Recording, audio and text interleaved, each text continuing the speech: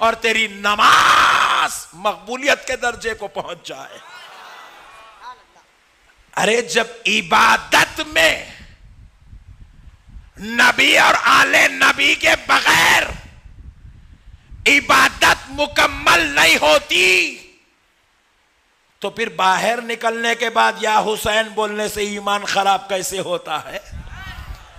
नमाज में नबी और आले नबी के जिक्र के बगैर नमाज जैसी इबादत मुकम्मल नहीं होती तो फिर घरों में या अली या फातिमा या हसन या हुसैन लिखने से घरों में शिर्क व बिदअत कैसे होता है? मस्जिदों में लिखकर लगाना नाजायज कैसे होता है? दुकानों में इनका नाम लिखकर लगाना ये बिदअत कैसे होता है? और उठते बैठते चलते फिरते या हुसैन या अली कहना ये नाजायज कैसे हो सकता है? अल्लाह की इबादत में जिनका जिक्र हो रहा है तो खैरे इबादत इनका जिक्र तो और अफजल है और आला है। अब सुनो दोस्तों, अल्लाह ने सिर्फ दरूद इब्राहिम रखा, मसला ये नहीं है। दरूद इब्राहिम को अल्लाह ने नमाज में क्या पोजीशन दिया, जरा ये भी गौर करो। एक मौलाना साहब, हाफिज साहब, एक हाफिज साहब बाजू वालों की मस्जिद में नमाज तरावी पढ़ाने के लिए आए और उनको बड़ी शान से लाया गया कि हैदराबाद के सबसे जय्यद हाफिज कुरान। लोगों ने पूछा इतने कितने जय्यद है? बोले 2 रकत में पूरी कुरान सुना देते। बोले ओफ, पट्ठा बहुत जबरदस्त दिख रहा है इन्हें। तो बोले भाई क्या करता तू? तो बोले पहले 2 रकत में पूरी कुरान पढ़ता हूं, बाकी की 18 रकत अलमतारा पढ़ लो। बोला बाजू वाले भी 4-4 महीने खींच के रेडी थे। बोला चल पट्टे, देखते तेरे अंदर हिम्मत ज्यादा है या अपने अंदर हिम्मत ज्यादा है।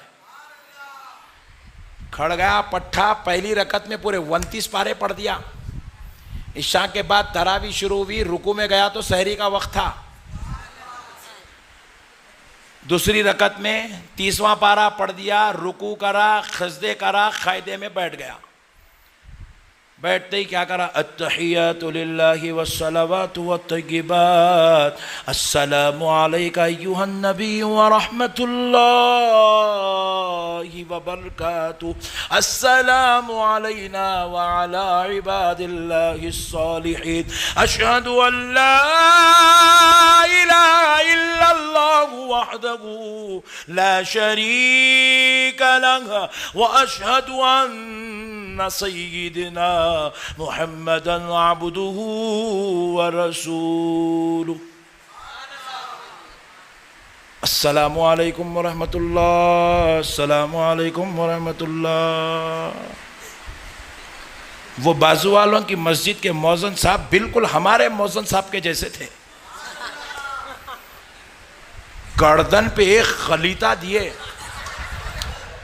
देखे बोले पूरी रात हौलों के जैसा खड़ा कर दिया। जब नमाज कंप्लीट होने की बात आई तो गारत करके मुंह फेर दिया। पूरी मस्जिद परेशान, क्या हुआ मौज़न साहब, ऐसा क्या कर रहे हैं आप? बोले भाई बेवकूफ, अत्तहियात पढ़ के सलाम फेरा, दरूद इब्राहिम पढ़ाई नहीं। तो हाफिज पलट के पूछो, मौज़िन साहब पूरी कुरान पढ़ा, दरूद इब्राहिम ने पढ़े तो क्या होता? 4 सजदे किया, 2 रुकू किया, 2 क़ियाम किया, 2 क़ौमे किया। सजदों में थक के बैठ गया था तो 21 मरतबा सुभान रब्बियल आला पढ़ा। इतना सब कुछ पढ़ा, दरूद इब्राहिम ने पढ़े तो क्या होता?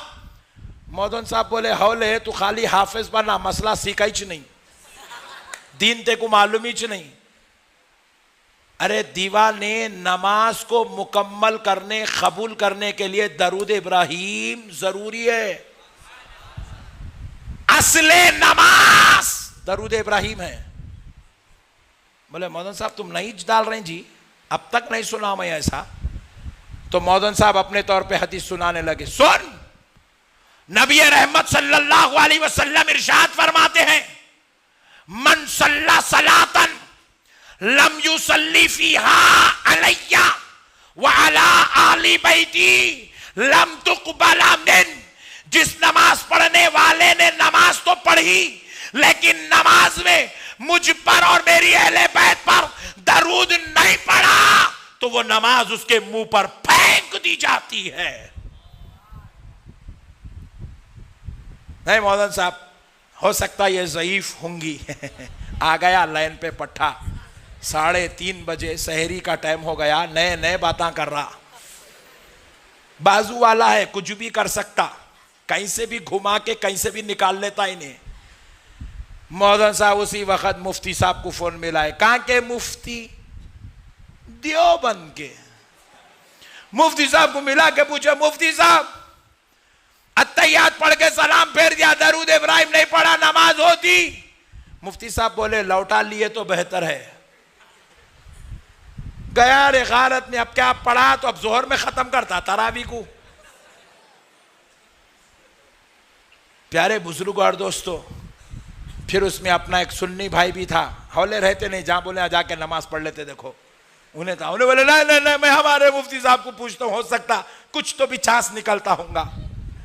उन्हें मुफ्ती साहब को पूछा, मुफ्ती साहब इसने दरूद इब्राहिम पढ़े बगैर नमाज खत्म कर दिया, जबकि पूरी नमाज 2 रकात ही है और उसमें पूरी कुरान पढ़ा, 4 सजदे भी करा, रुकू भी करा, 21 बार सुभान रब्बियल आला भी पढ़ा, खड़ा खड़ा के पैरा सुजा दिया, मगर सिर्फ अत्तहियात पढ़ के सलाम फेर दिया, दरूद इब्राहिम नहीं पढ़ा।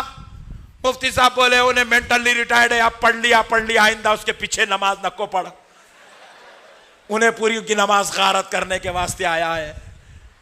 प्यारे बुजुर्ग और दोस्तों, पता क्या चला? जब तक दरूद इब्राहिम नहीं पढ़ते नमाज मुकम्मल। आप बाजू वालों के पीछे भी नमाज पढ़े होंगे, नहीं पढ़े तो नक्को पढ़ो, मगर एक मर्तबा पूछ लो, हजरत तुम्हारी मस्जिद में आज तक कोई ऐसा इमाम है जो दरूद इब्राहिम पढ़े बगैर सलाम फेरता? तो जवाब मिलेगा नहीं नहीं, दरूद इब्राहिम पढ़े बगैर कोई सलाम नहीं फेरता, क्योंकि दरूद इब्राहिम ही असले नमाज है। तो प्यारे बुजुर्ग और दोस्तों, अब उसने कहा कि भाई मैं कुरान पढ़ा, रुकू करा, सजदे करा, सब करा, ये नहीं करा तो क्या होता?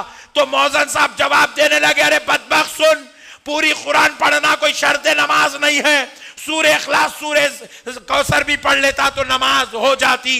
21 बार सुभान रब्बियल आला पढ़ना कोई शर्त नहीं है, एक बार भी पढ़ लिया तो नमाज, एक बार भी सुभान रब्बियल अज़ीम पढ़ लिया तो नमाज, तावुस तस्मिया नहीं पढ़ के सूरे फातिहा शुरू कर दिया तो नमाज, सना पढ़े बगैर सूरे फातिहा पढ़ा तो नमाज, एक पारा पढ़ने की जरूरत नहीं, एक सूरा भी पढ़ लिया तो नमाज हो जाती, एक सूरा भी पढ़ने की जरूरत नहीं, 3 आयत भी पढ़ लिया तो नमाज हो जाती, 3 आयत भी पढ़ने की जरूरत नहीं, एक बड़ी आयत पढ़ लिया भी तो नमाज। अरे बदबख्त, नमाज तो हो जाती है, मगर खुदा की कसम अल्लाह ने नबी और आले नबी के जिक्र को नमाज में वो मुकाम अता किया, दरूद इब्राहिम नहीं पढ़े तो नमाज नहीं होती है। नमाज को मुकम्मल करने के लिए नबी और आले नबी का जिक्र शर्त है दोस्तों। हुजूर कहते हैं जो मेरा और मेरी अहले बैत का जिक्र नहीं करता नमाज में, उसकी नमाज उसके मुंह पर फेंक दी जाती है। प्यारे बुजुर्ग और दोस्तों, ये कानून कौन बना रहा है? ये कानून खुदा बना रहा है, अल्लाह बना रहा है, अल्लाह बना रहा है। अल्लाह अल्लाह होकर नबी और आले नबी के जिक्र को ये मुकाम अता करता है, और गुलाम गुलाम होकर एक जलसा कर ले तो क्या बुरी बात है? गुलाम गुलाम होकर पंखे के पास खड़े होकर शरबत पिला दे तो क्या ताज्जुब की बात है? गुलाम गुलाम होकर अपने घरों में हुसैन के चोंगे बना दे, हुसैन के नाम का खाना बना दे, खुद भी खाते रहे, गुलामों को खिलाते रहे, तो क्या ताज्जुब और बुरी बात है? है भाई। तो इसीलिए आप हुसैन की फातिहा करेंगे कि नहीं करेंगे? करेंगे। कौन कौन नहीं करेंगे? हाथ उठाओ। आधा उठा के छोड़ दिए।